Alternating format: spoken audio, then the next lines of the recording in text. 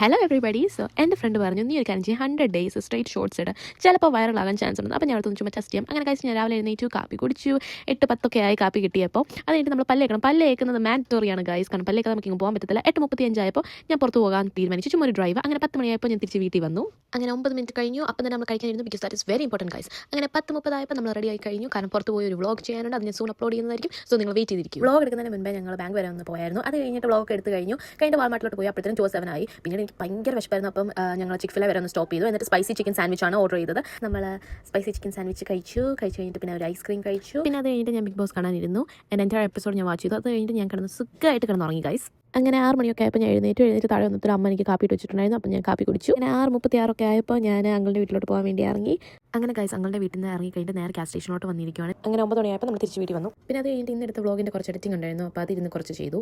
അങ്ങനെ കുറച്ച് എഡിറ്റിംഗ് ചെയ്തിട്ട് 11:03 ആയപ്പോൾ ന്യൂഡിൽസ് കഴിക്കാനിരുന്നു. അത് കഴിഞ്ഞിട്ട് കുറച്ച് നേരം ഇരുന്ന് പഠിച്ചു. ആൻഡ് ഇനിയും ഉറങ്ങാനുള്ള സമയമാണ്. So good night.